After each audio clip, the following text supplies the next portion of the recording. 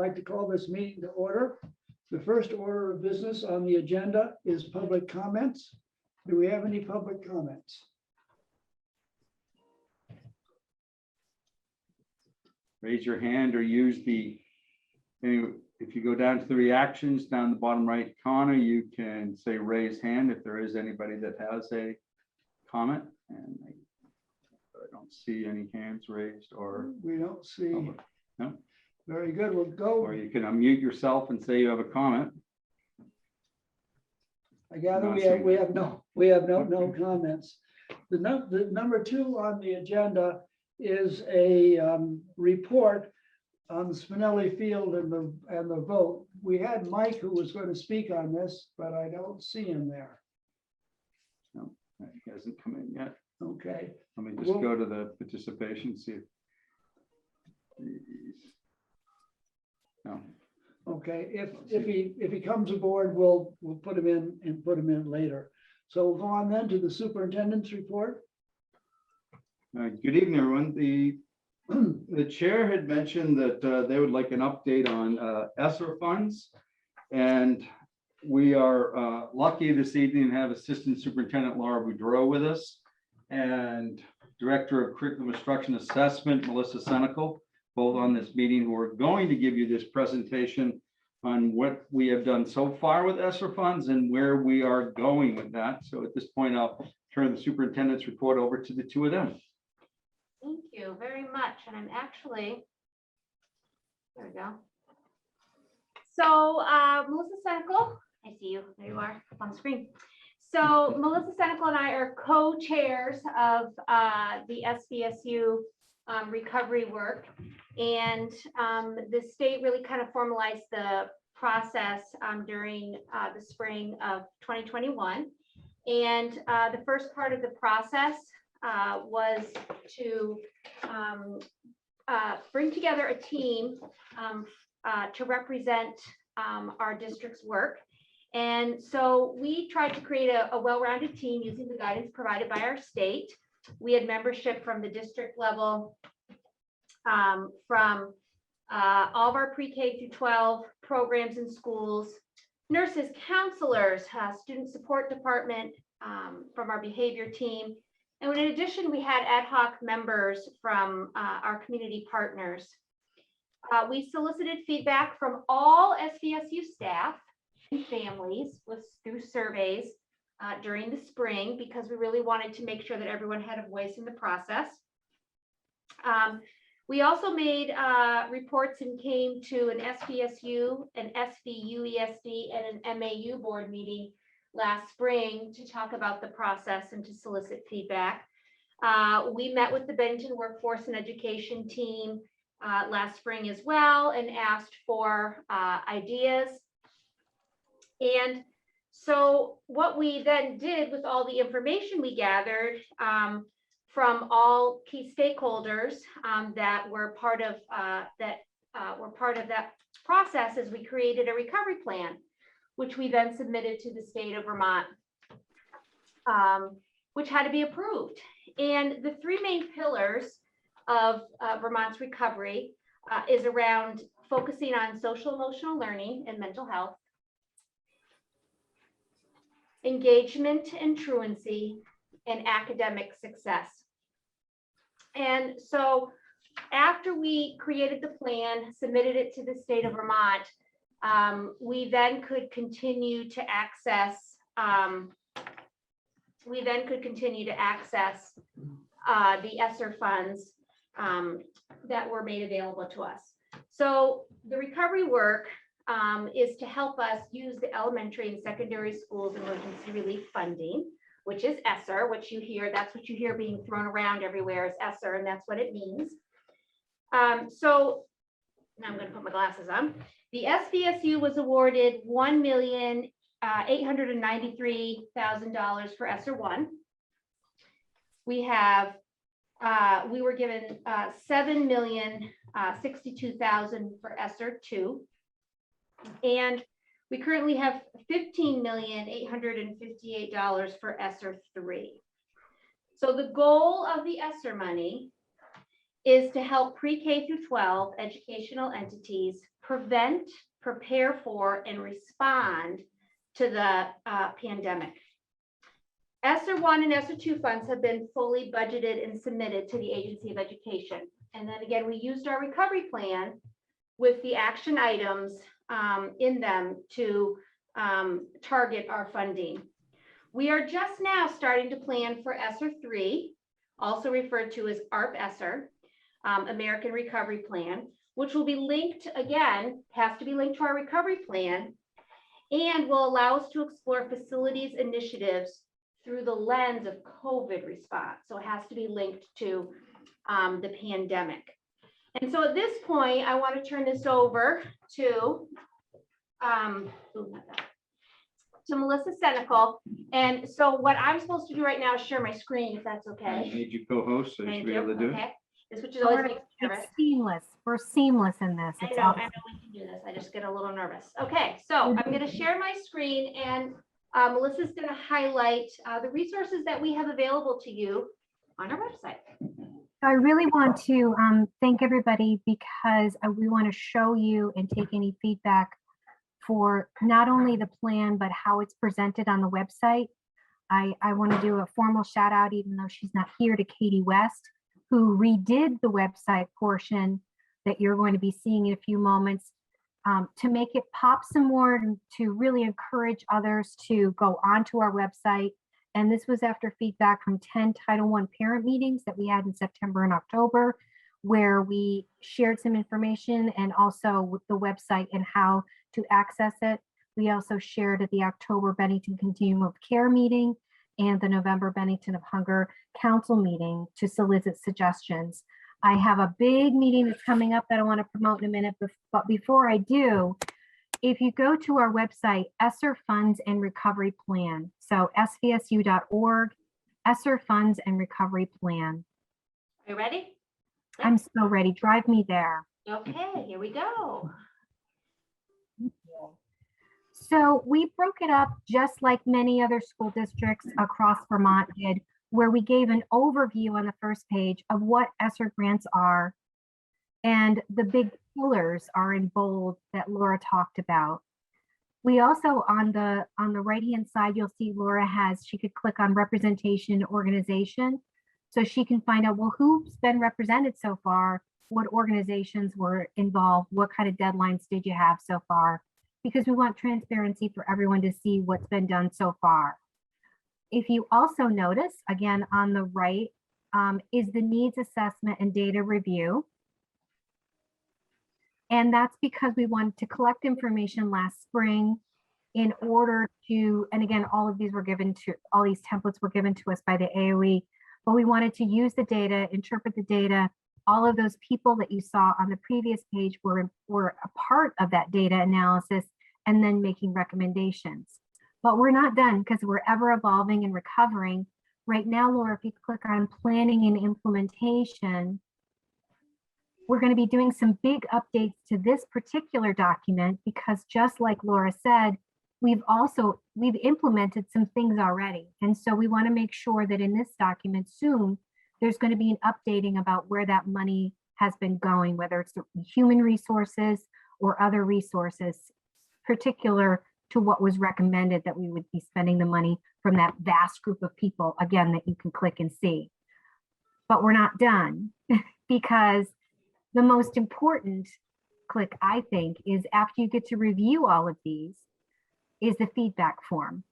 But before you go there, Laura, if you're still wondering what some of these acronyms mean, I really again thank Katie West and Jim Culkeen, because we have an acronym dictionary to kind of get the edu-speech out of it. So if you see some of these things that we had to put in there, because this was a document that went to the state, we outlined everything. So tell me what the YSBIRT is, Laura. Where would you click to find that? Click right here. Perfect. And so that gives you some of those acronyms. And if you wanted to know more about some of those things or more about the plan or to offer suggestions, then you're ready to go to that feedback form.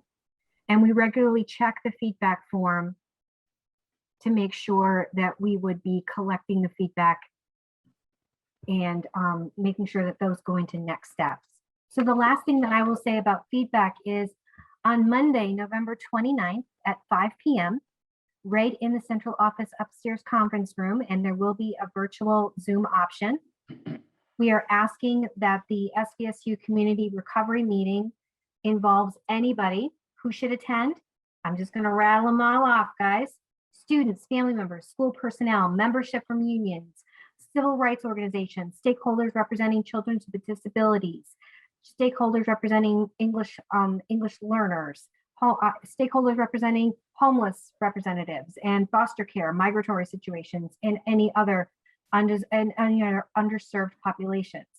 So again, on Monday, November 29th, we're going to have that open forum at 5:30. And Laura, I don't know if I'll throw it back to you to offer anything. We just really want to promote people coming and continuing that feedback, or whether it's on the website or coming to this forum on the 29th. We want to make sure that our community feels like they have a voice and where this is going in recovery for all of our learners and all of our schools. Thank you. Does anyone have any questions for that Melissa and I could help support? Are you going to go on? I have some just general questions. Sure, I mean, we're ready. right. Can you, in simple terms, what can this money be used for? This money, I mean, it could be used, you've got all the platitudes out there, but can it be used for things such as construction? Can it be used for buildings in any way? Can it be used, what can it be used for? Or what can it be used for? Yes, so we actually have criteria. So you want to remember that the three big pillars are Yeah. around social, emotional learning, and mental health. Truancy and engagement, and then also academic achievement. So those are three pillars that we always have in the forefront. And then we can get really specific around allowable uses for the money. And so we have criteria that's been given to us. So educational technology, sanitation supplies, mental health services, summer and extended and after school supports for students and enrichment, maintaining operations and employment, vulnerable populations, sanitation, professional development, coordination with government, leader resources, preparedness and response, supports for other, we can use money in collaboration with other federal grants that we receive, addressing learning loss, and category 14 is construction projects to improve air quality, facility repairs, improvements to reduce virus transmission and exposure to environmental hazards.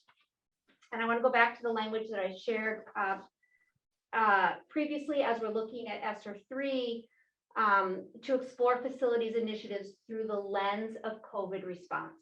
That's the big thing you want to remember. So it's explore facilities initiatives through the lens of COVID response. And so our Director of Finance and Operations, Renee Gordon, is very much a part of this process and helping to facilitate. Which we have hired an engineering firm to consult with and be, for lack of a better term, owner's representative as we go through the process of, but I think in short, and Renee is here, if she wants to jump in, she can. Can it be used to build a new building? No. Can it be used to upgrade the ventilation and sanitation of an existing building? Yes. Renee, are you there? I'm here. So why don't you tell them who we have hired to help navigate ESSER 3 spending as far as construction goes? Sure. We put an RFP together, a request for proposal, sent it out to, gosh, I want to say probably 6 or 7 firms. We had 3 responses and ended up hiring Centerline Architects, who is a local firm. And that was one of the criteria we used to actually evaluate the proposals, was proximity to our campuses. And they have retained, they brought in a new staff member to serve as the project manager, who is actually a Williams College senior project manager had been down there for a couple of decades. So he's come on board with them to basically just run this project for us.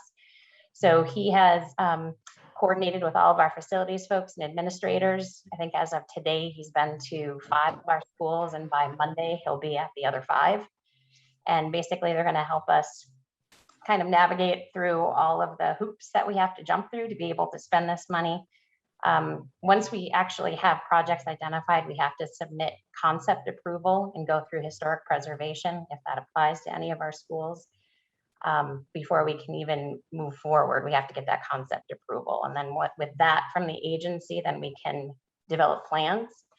And after we get the plans done and permitting, then we actually have to go through another approval process for the actual construction.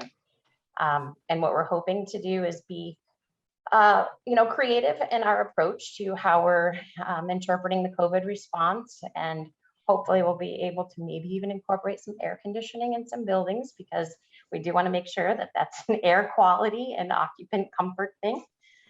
So hoping that we might be able to tackle some of those projects. Important that we have some buildings that are available year round, particularly for recovery time for students. Mhm. It does seem in the parameters that have been set that there would be at least some value in exploring some of the things that we were talking about for the Spinelli Field could be included in that. In other words, these things about offering students more opportunities and all that. The wording is all encumbersome. It isn't specific, and I'm sure each individual case will have to be argued or presented.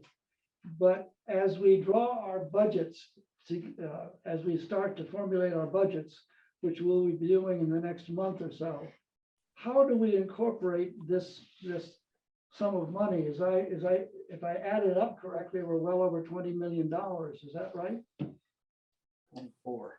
24, yeah. That's a lot of money. And how do we incorporate that in working on our budgets? One of the things that we have to be mindful of is that we have maintenance of effort requirements, which means we can't just shift all of our expenses into federal monies. We have to maintain what we're spending at the local level and be able to support that. If the agency finds, we've lowered our budget significantly, we have to be able to justify that. So say we had a school closure, that would be a justification as to why, we've seen a substantial reduction in budgets. Otherwise, we have to, again, continue as we have with that same, maintenance of effort. From my perspective, and again, I'm kind of like, dollars and cents, this is a separate bucket of money, and there's specific uses that we can tackle. I see it minimum impact on the budget process. The budget is going to be one train, and this is another train. Yep. And because of supplanting and because of how much money is involved here, you can be sure that we will be closely audited and watched, and all our spending will have to be justified. As Renee said, short of a closure of school or major reduction in staff, you wouldn't see that type of savings. That's not what it's designed to do. And as far as Spinelli Field, because that was one question that I think was understood, this isn't going to pay for the turf of Spinelli Field. That certainly wouldn't be an allowable usage. How about bathrooms, Phil? You talked about Yeah. sanitation. Right. We have bathrooms in the concession stand. Yeah. Well, we've got 4. You don't need 4 or 5 of them. So But anyway, So remember, all these plans have to be submitted. You just heard Renee say the process of twice that would go through. Yeah. And they're also going to look for maximum usage of students. I'm not sure that the bathrooms outside of Spinelli Field would and renovations of bathrooms, sanitation, that's not necessarily what they mean by sanitation. So we were told, said we needed to maybe upgrade a sewer line to a modern upgraded standard, maybe that, but doing a full construction renovation of a bathroom, my interpretation that would not be allowed. That would be coming under our regular budget anyway, not anything. And that's exactly Fran what they would say on that. Yeah. Especially that the fact that you had a vote for it and then it failed, and then you try to use the grant money for it. I think they would, call that supplanting pretty quickly. But if I could say one thing, I think it's promising, Renee, that if we could get the air conditioning done, especially, I'll tell you, the middle school. Well, Mr. Payne has put that in his budget, I think, every year for more years than we can count. give me AC? Now? Really? That is Now that he's at the awful. high school, I make a motion for air conditioning. Great. Middle school. Awesome. Anyway, I'm sorry, go ahead. No, so, and it's such a multi-step process for approval before there is one piece of ductwork placed in any building. Okay. I'd like to make a comment. Go ahead. I look at this as multiple ways that we could expand our summer program for the next, one or 2 years. And in order to expand our summer programs, since a lot of days are rainy, we'd have to air condition certain buildings, the buildings that would have the capacity for summer programs, whether that be a gym or a classroom or both. And so my thinking is this is the best way to use the money. And I'm sure you have thought of the same thing. Yeah, absolutely, Yeah, Jackie. I think, Yep. so Jackie, that's kind of like along the lines of the thinking is kind of complementing, look at the different criteria they gave us and how they work together. So that's actually where we initially started. And that was one of the requests of our families. And the data that we looked at with the team was we knew that we needed to have targeted summer experiences for our kids. And then I love how you coupled that with what does the environment look like in the summer to make everyone feel comfortable in learning. So yeah. Yes, and I don't know if you could do this or not, but add the food service for the summer Oh, as yeah. well. Uh-huh. Yes. Oh, yes. Yep. Yep. Oh, yes. And transportation. Yes. We were able, I would say one of the highlights of, I think one of the best things about the summer is we were able to provide transportation to anybody that needed it. Anyone that needed to get to summer programming this summer had a way to get there. They were fed. And then they had we gave teachers professional learning and opportunities. Do4 and the Abbey Group are Yes. our partners in this. Yes, and I'd also like to, I wonder if you could, because I know the high school principal is an avid hiker and biker, that maybe we could include a biking program for the summer and actually buy some bikes, mountain bikes that would be accessible for all students. Well, we now have a health and wellness coach who is all about pursuing those type of ventures for us, which is, again, that is part of our ESSER funding. Yeah, so, and I think that goes back to what I shared with you, why I started sharing that everything you do needs to be linked to a demonstrated need. And so it was actually when we looked at the data from our family surveys and from staff, the request for increased movement from families and from staff was, I was personally pleased because that's one of my personal passions is the links between movement and learning. And so we're using part of our recovery money again for this, for Jan Wyant, who's our new health and wellness coach, to work with staff and students and how can we increase movement in our learning environments and to make staff feel healthy and well. What's a realistic time period for actually seeing that cash in our account? Actually, we don't get the money. We have to spend the money and then we get reimbursed. So I've voiced concerns to on that model because that's a lot of money to kind of have to front load. Yeah, so that's interesting. So Jackie, did you have your hand up or just not take Well, it yeah. down yet? No, I was going to continue to suggest some other things that particularly maybe a partnership with the people who run the ninja trails in town so that the town could be very, very connected. And the point person for that would probably be Dan Monks. And in addition, there are people who are well, last summer we opened the Appalachian Trail as well, and maybe forming an Appalachian Trail Club. And Sylvia Castano, she's the point person for that venture. And Melissa, could I ask you to conclude by talking more about reminding everyone about the 29th? Absolutely. So I want to remind people, and thank you, Dr. Kelly, you kind of let us off with exactly what we'd be looking for the kind of feedback on the 29th. On Monday, November 29th at 5:30, we will have a virtual link for people that would like to phone in. And then also we'll be at the central office upstairs conference room. We ask that you would wear a mask if you would join us, but we would want everybody to join us because we want to overview the resources, hear things just like Dr. Kelly was talking about, of ideas that we can use these funds that are intended to prepare for, prevent, and respond to this time for our learners and our buildings. And minutes are going to be posted on the recovery tab of the SVSU website. Please reach out to Laura or I if you have any suggestions about the website to improve that piece of it. We want to make sure that it is user-friendly and that people are looking at those documents. And if you have any specific questions about acronyms, don't bug Mr. Culkeen, bug Laura or myself, because we want to answer that.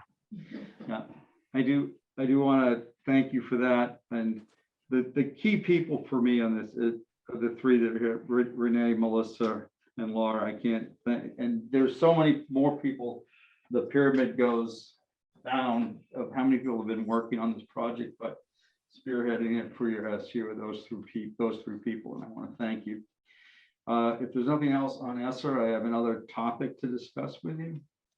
Anybody else? Fran, you had your. I had a hand up? question for Renee, if I could. Sure. Renee, what would be the turnaround? Let's say we spent $1 million, and what's the turnaround time to get it from that program?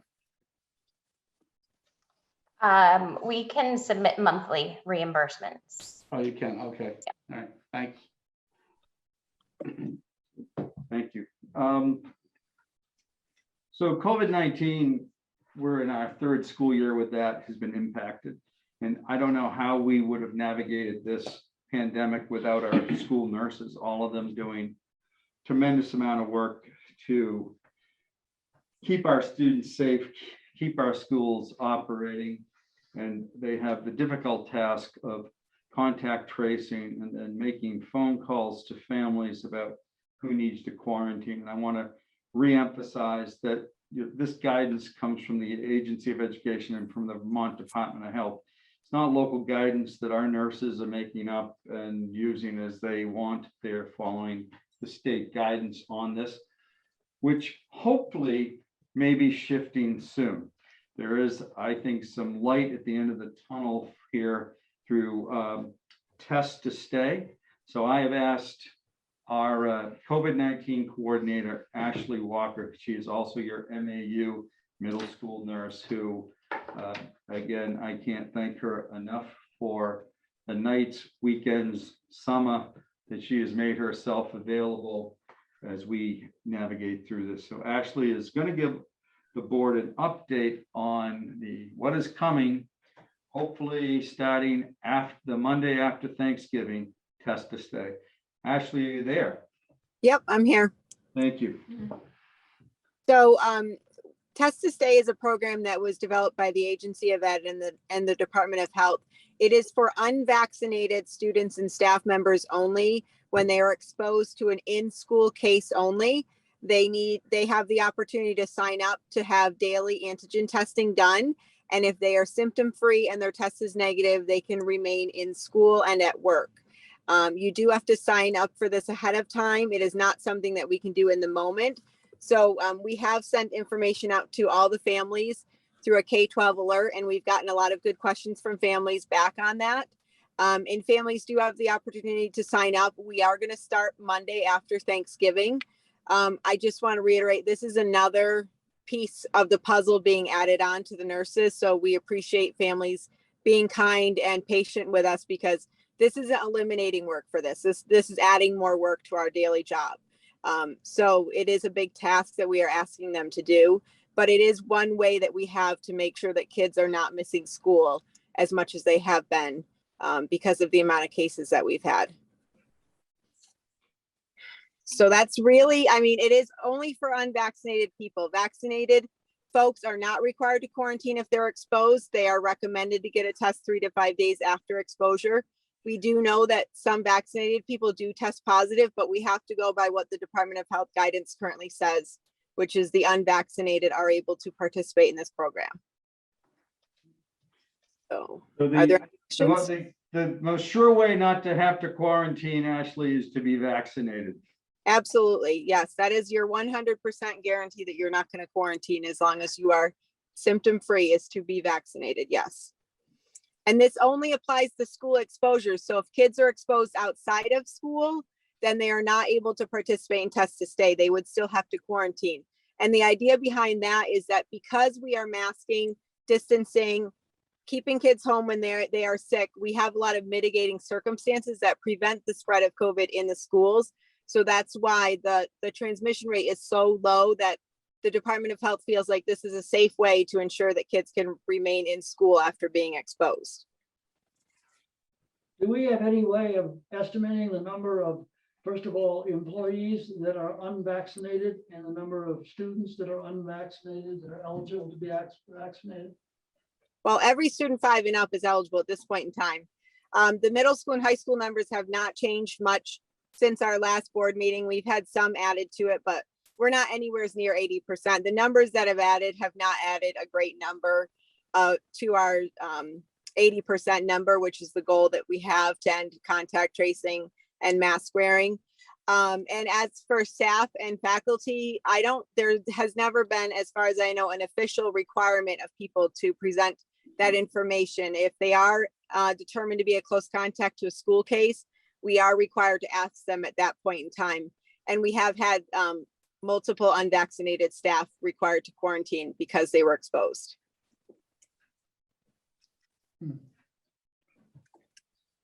Again, Ashley, thank you for adding clarity to this issue and for your continued work.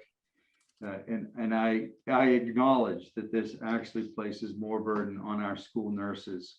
And I, for one, appreciate that for what that is worth to you. Any other questions for Ashley before I let her go? I should thank you for joining us from your car this evening. Actually, are there students that parents are aware of the opportunities that they have to become vaccinated? That's never a problem, is it? I mean, if someone wants to be vaccinated, are there avenues that they can follow so that they can get vaccinated?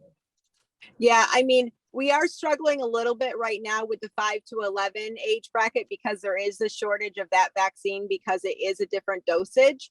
But even that is picking up. I mean, the first 2 days at the hospital's clinic, they vaccinated, I think, over 600 kids in the 5 to 11 group. And that's just at a local level. So vaccinations are readily available 6 days a week in the community and at doctors' offices. So I don't believe it's a matter of access. I think it's a matter of people not trusting and not believing in it or not feeling that it's necessary. And because it's still under emergency authorization, families just aren't comfortable at this point in time with doing that. So I hope that once it's out of the emergency authorization, we will see more families get the vaccine. And then I think once it's required by the state to enter school, then we would see even more people, I hope, get the vaccine.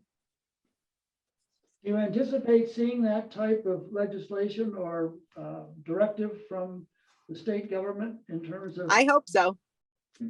I do believe it will be required. It is already required in other states such as California. They've already put a mandate in that it is required. So I do believe eventually we will get there of requiring it because we have a whole, a slew of vaccines that are required to enter school. So I do believe it will be at some point in time. Thank you. Can I ask a question? Sure.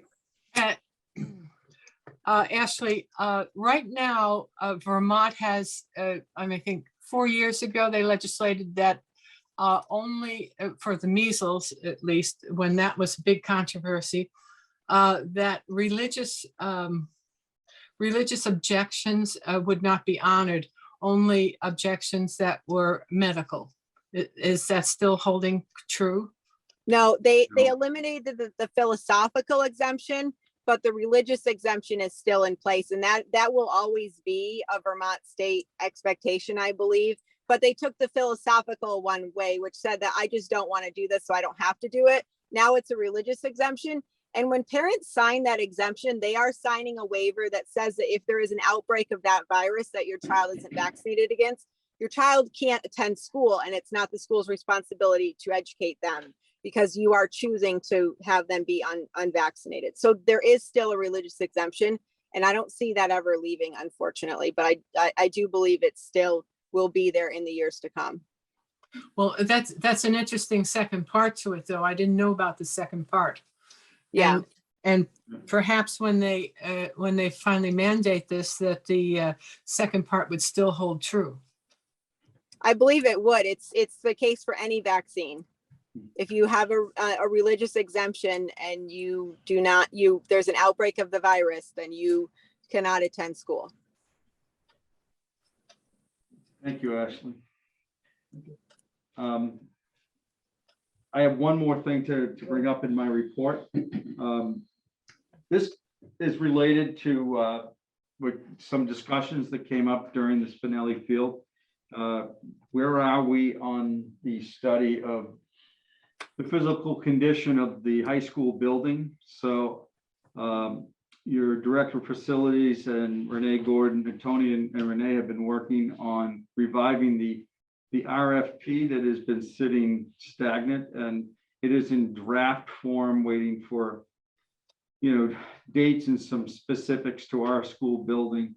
So I anticipate that should be ready to show you by your next board meeting, so that because, as you've heard me often say, we have a building that is 60 years old, and my worry is what's in the ceiling, what's in the walls, what's under the floor as that structure ages. And with Vermont still only talking about school building assistance, I don't think anyone thinks that replacing that building is an option.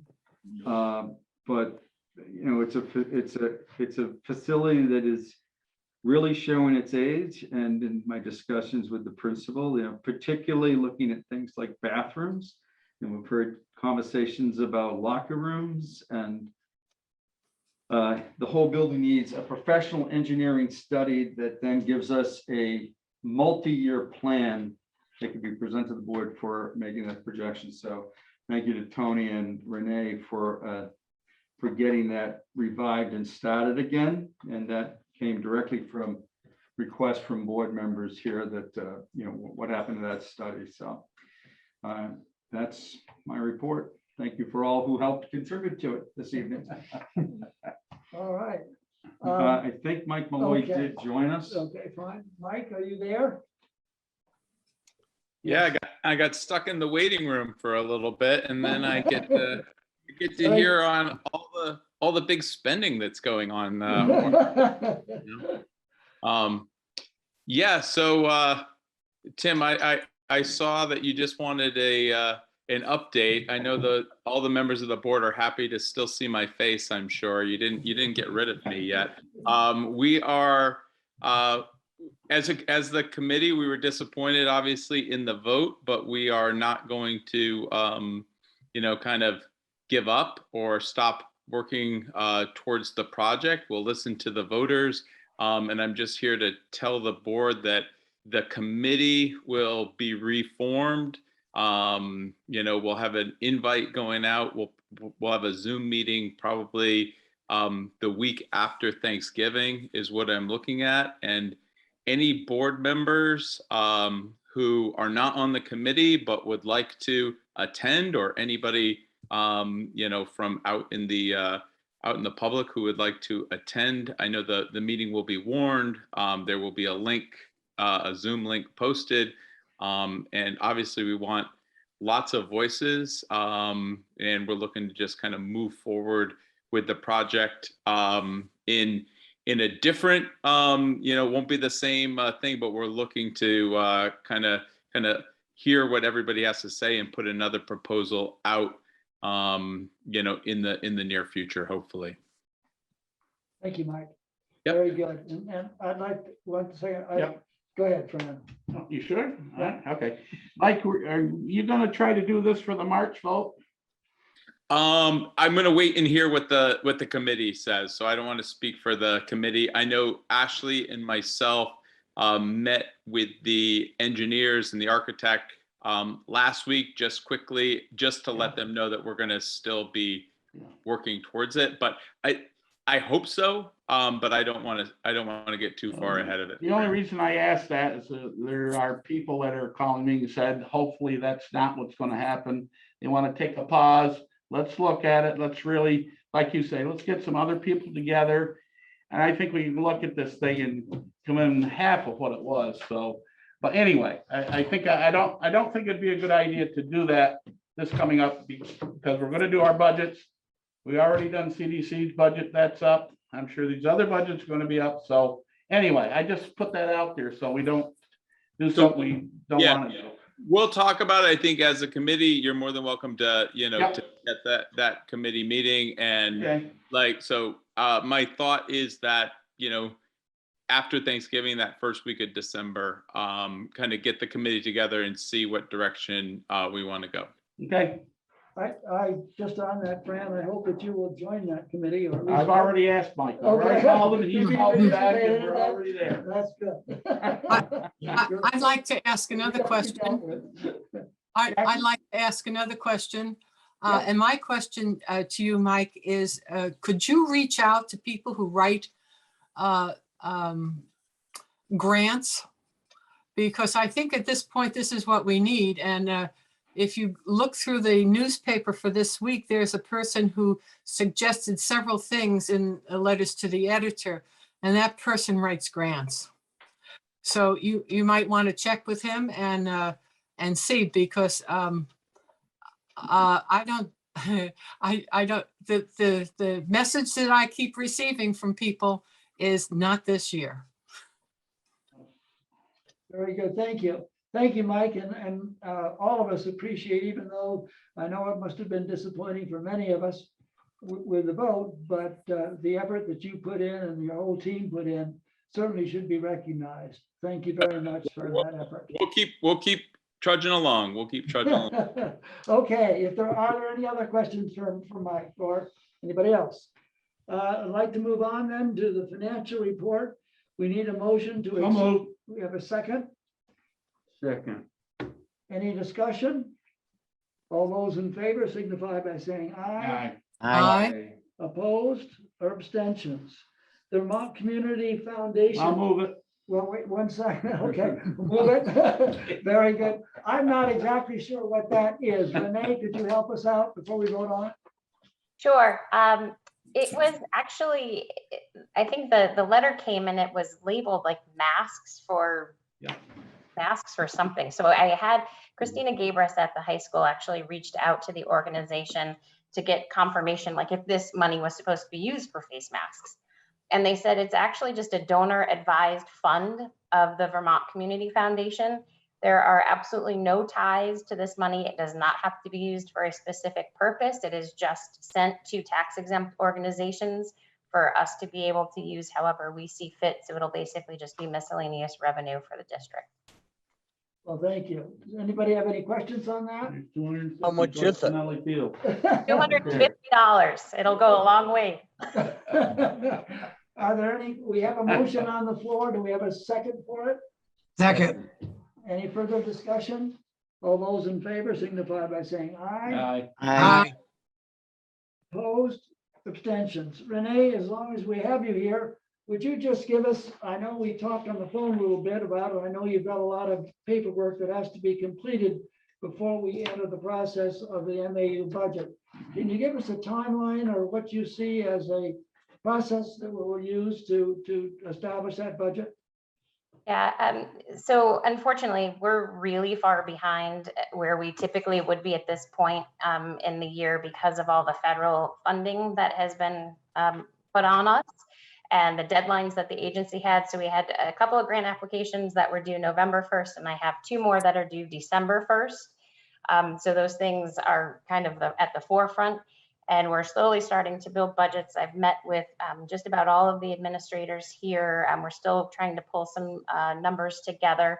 So hopefully I'll have at least the first draft of the MAU budget ready in the next couple of weeks. A little bit different process this year because instead of meeting with everybody, I've just asked people to kind of take their first pass and give it to us so we can put it all together.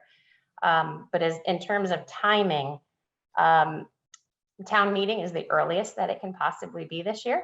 So it's March 1st, which means our annual warnings will have to be approved and posted sometime between January 20th and January 30th. That's the 30 to 40-day window that we have to meet. Very good. Well, we'll keep everybody. So buckle down and be ready for a bunch of meetings mid to late December and early January. Right. We'll keep us informed. Are there any Thank you. questions? Are there any questions concerning the finance report? Go down then to consent agenda. Do we have a motion? I'll move it. We have a second? Dave? Second. Second. Any discussion on any of the on the consent agenda? If not, all those in favor signify by saying aye. Aye. Opposed? Abstentions. Thank you very much. We can go down to policy. I don't know if Leon has joined us or not. Don't see him. Don't see him. Anybody on that policy committee want to discuss any of these policies? Well, to tell you the truth, the policy committee hasn't met. And the ones that are here, these are old ones that we just kind of tweaked the language. But I don't want to speak for Leon. I'd rather pass. These are warnings, not approval. For warning, so I'll move the policy number 6050 for special education be warned. I feel a little difficulty without having anybody go over them. We can warn it, I guess. I think that was Fran's Yeah. point. Yeah, we If you can- want it, you'll keep the process We'll going, keep but the- you are not adopting it. The next meeting, you're gonna be bringing it up again anyway, so. Okay, we have a motion on the floor to warn the policy number 6050. Do we have Second, any discussion? All those in favor signify by saying aye. aye. Okay, we need a motion then. I'll move The policy number 6230 curriculum-based field trips for warning. We have a second.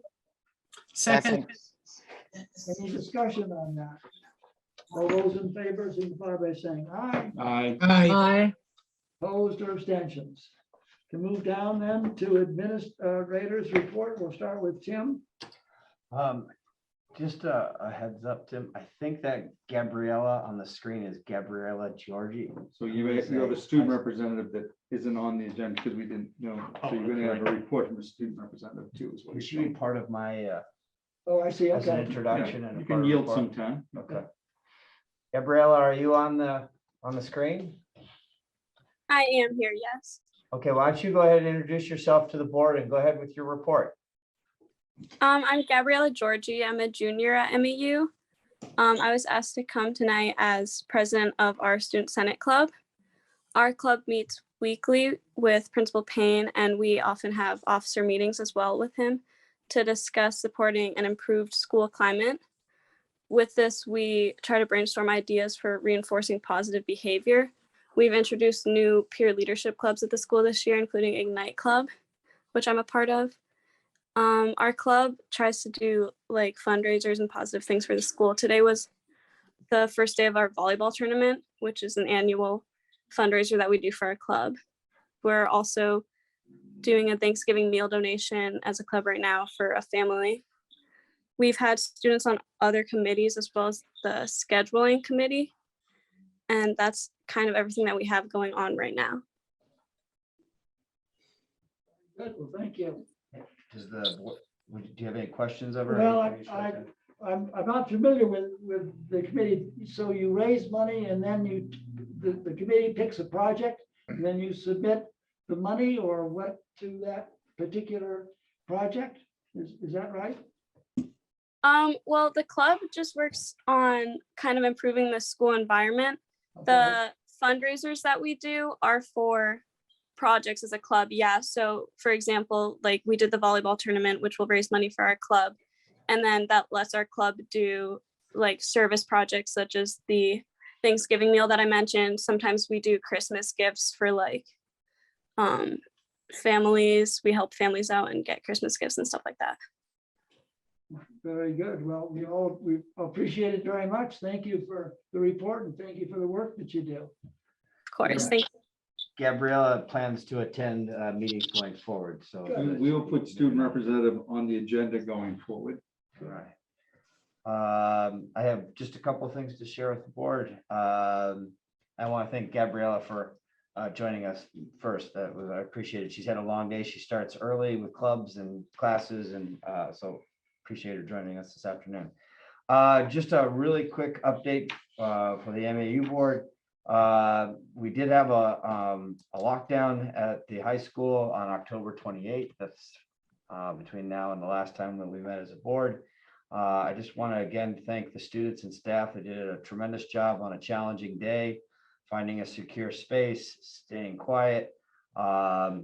When you practice these things, you rarely practice as a third of the school is going to lunch and a third of the school is going to the next class and the third of the school is outside doing a mask break. Students did an amazing job coming into the building quietly and then finding spaces. We were locked down for about 45 minutes. We had the full cooperation of the MAU security team. Chief Doucette and the Bennington Police Department joined us, as well as Mike Lawler and the Southwest Tech staff. Everybody was a tremendous help. We met as a team the following day to do a debrief, and from that we have a list of things that we felt we did well and things that we should be planning for in the future, and I can talk about that. We'll talk about that more in the budget planning piece, but an observation from someone coming from one of the newer buildings in the district. It's amazing to come from a building where one key opens every room in the building to a space where you carry literally a bale of keys with you. Also, the PA system is on its last legs, which is a bit of a concern as we were giving directions to over 1,000 people in the building. We want to make sure that that's functioning at the top level. I've talked to Tony about that, Tony D'Onofrio, and Renee is aware of that, a future planning piece. For the month of November, on Mondays, there has been a scheduling work group meeting. This is students and staff. We're taking a look at the current schedule at the high school, which is a long block. It has been that way since the 90s. We are in need of flexibility within that. 85-minute instructional blocks makes it difficult to deliver, especially interventions in reading, writing, math, social emotional learning. And so we're looking at a couple of different models. Had some very good conversations this week. We've made a promise to meet one more time Monday before Thanksgiving, and we will make a decision or recommendation to the staff at the end of that month. It won't be a long process because that's connected to budget, that's connected to master schedule. All those are in December and January. We had our monthly faculty meeting today. We hosted a representative, Fran Kennedy from the New England Association for Schools. This is part of the accreditation process. Many of you are experienced with this. I should have asked this question of Mr. Colkeen before I said yes about my trade, but I've been assured by the representative today that this is a 10-year accreditation cycle that the high school participates in. We are in year 8, which requires us to host a very small group of outsiders in the building in March of 2022.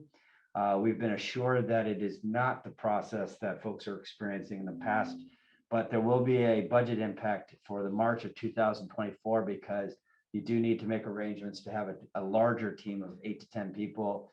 come to town, spend 3 to 4 nights in town, putting them up in hotels and feeding them so that they can complete their work.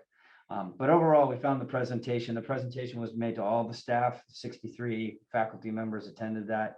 It feels manageable, and I have a working group on that hosted by Mr. Fisher and Mrs. Friday. I feel confident that we'll get the work done. It's a tight timetable, but I think we're going to do it. I also want to just say that it's nice to be back in a high school. I made a goal for myself to attend at least one game for every varsity team this fall, and I was able to do that. And then it was my luck that several teams qualified for the playoffs, so that meant more games. But on the plus side, I won the 50-50 twice, so that worked out for me. I want to thank the fans. The fans did an amazing job, very positive. The coaches and the athletes. I think the highlight of that, it was our most recent trip to Rutland to watch the championship game. I was continually impressed by the fans and the positive and the players. For those of you who followed along, we were down 28-0 at halftime, and the team kept coming, and the sportsmanship especially I was most impressed with. So congratulations to all the athletes and the musicians, as Lynn Sweet hosted. We're all in it together on Thursday. I think folks probably heard that feedback. There was an amazing performance on Spinelli, followed by a fireworks show, and a really proud evening to be at the MAU. So thank you to all those folks who made for an exciting fall. Thank you. Are there any questions for Tim? If not, is Chris here or? He is here. Chris? Good evening, everyone. Sorry I couldn't be in person tonight. But I'm going to keep my report, short. But I do want to start off by thanking Ashley Walker. And I know that, sitting here listening to her, I have the benefit of working with her every day. I have the benefit of having the district COVID coordinator in the building with me right down the hall. And she's invaluable. And I just want to thank her for everything that she's doing. I know that, Mr. Colkeen said some really nice words as well, but I just wanted to second that. I have been meeting with, we have student council running again in the building. Last year, we did not have student council running just because of the challenges of the school year, unfortunately. But I have student council running for 6th, 7th, and 8th grade. I have representatives, the school representatives, advisors, overseeing, working with students in each grade level. We've already had some things happening around with student council. This week, the 8th grade student council organized a Spirit Week. So different, theme each day, and there was a ton of people participating in the building. So that's really nice to see both staff and students. I think it's a really nice, kind of culture building thing. They also met with me again this morning, some representatives, 3 representatives from 8th grade student council, and actually with Mrs. Walker present as well. And we discussed some ideas around a dodgeball tournament that they want to have. Obvious reasons why I had Mrs. Walker sitting next to me for that conversation, but we're working on that. So that's exciting. Little change of pace. I have some hiring still that we're working on. Hiring has, continues to be a challenge, I think, for everyone, not just in schools right now. I'm making some progress on a health teacher that we're working to hire for right now, with our health teacher taking the PE position down at the high school. We have a Spanish teacher that we, have a candidate. We're just kind of waiting, for that start date, which is coming up quickly. And then I continue to be looking for a math teacher. I do have a math interventionist in the building that's covering the position right now. But I need the math interventionist in that position. And so I continue to search for a math teacher. I hope that we have a little bit of uptick in our hits on School Spring and other places after in December, when some colleges might be, graduating some rounds of students. So I'll keep you guys posted on that. And I spoke before at the last meeting around a goal of mine around supporting staff wellness.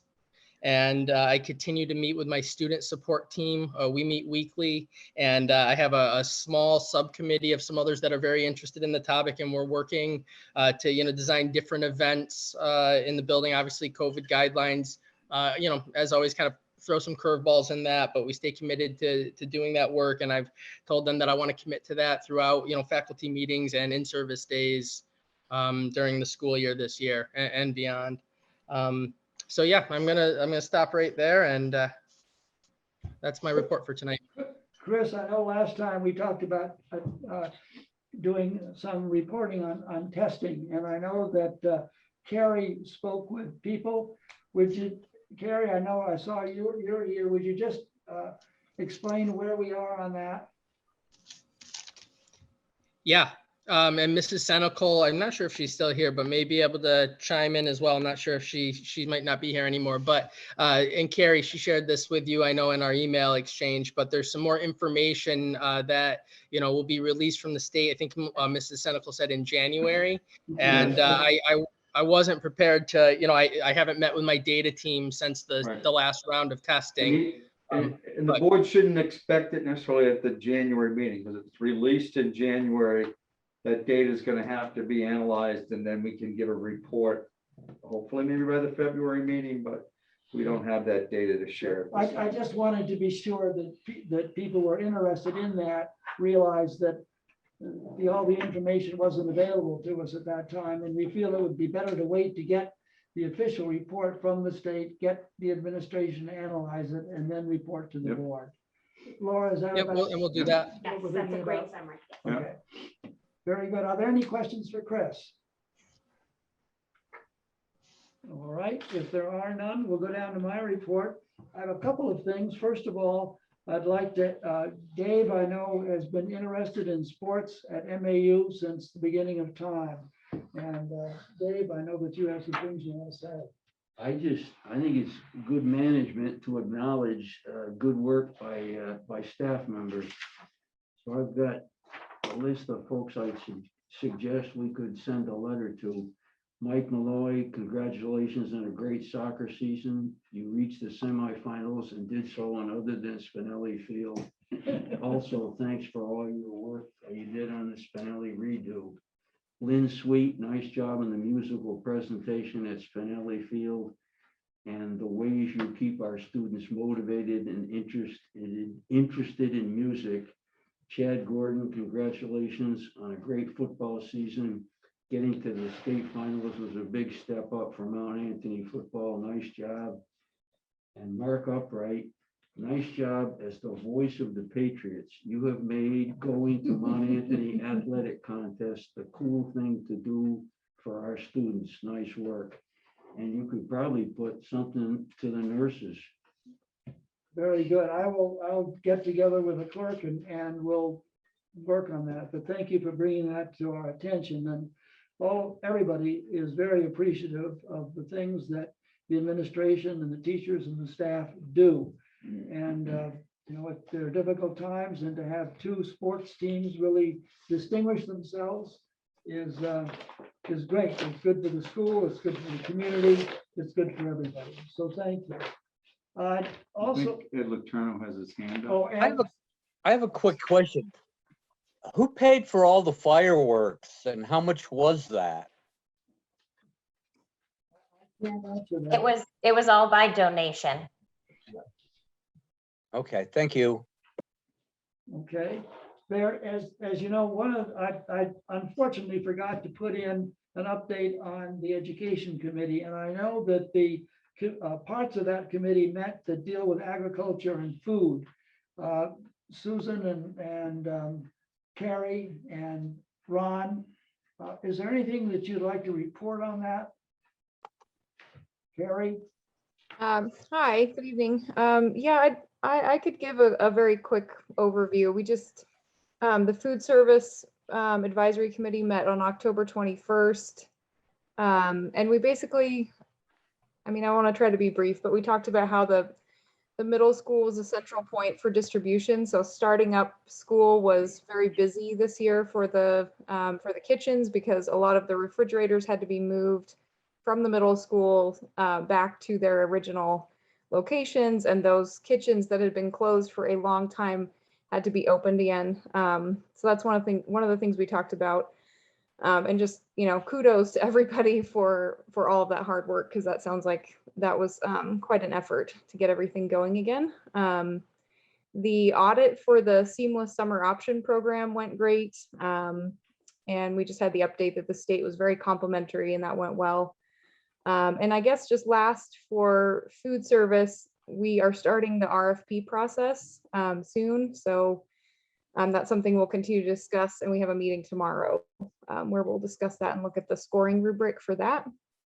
And then the agriculture and land meeting was on November 1st. This is going to be meeting quarterly, so we're going to meet again in February. I guess the biggest news there was the plastic on the hoop house is being replaced, and this is something that we've been looking forward to for some time. So that's happening at the end of the month, and that will just make that greenhouse better and improved. We also learned that they were able to clear out some central space in the hoop house so that it is more usable as a classroom. And this is just good for everybody because classrooms are more likely to use it. If the kids can come in out of the weather and they can be warm and they have a place to gather, and the teacher can talk and the kids can listen, and it's just more practical that way. So that's great.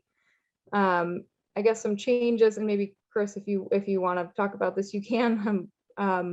Some changes with staffing out there, with our land steward taking fewer hours, and we have Catherine Keys picking up some of those hours. So there's some jumbling around with who's covering the gardens, but it sounds like everything's growing well and still doing quite well. And the sustainability teacher said her classes are doing very well, growing food, cooking with it, still getting zucchini, and having a great time out in the garden. So a very positive meeting for both of those, actually.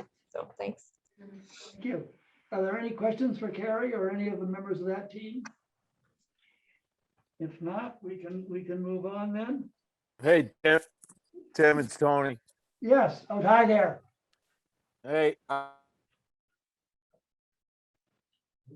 Just and we'll be done by tomorrow. You were unstable, Tony. We couldn't hear what you said. Try it again, Tony, if you wouldn't mind. The greenhouse plastic started today and we'll be done by tomorrow. Great, good. Okay. And the stairs, Tony, are going down at the middle school. We're done. I know. Leon isn't here to take a bow for that, but that's great to see that done. We appreciate your help on that. No problem. Anything else? Can I just ask a quick question? This is Sure. Stephanie. Sure. Is the the middle school primarily still using the hoop house and paying for the upkeep of it now, or is the CDC using it at all? I don't believe the CDC is using it at all, Stephanie. Okay. Or Southwest Tech, sorry. Sorry, I should, yes, Southwest. I could be very upset with me. Yeah. Jim, just no. That's fine. I was just. Okay, Just we'll curious. look into it if Yeah. there's anything more to report. If it's different than what I reported, I'll let you know, but I believe they don't have a program at this time. Okay, thanks.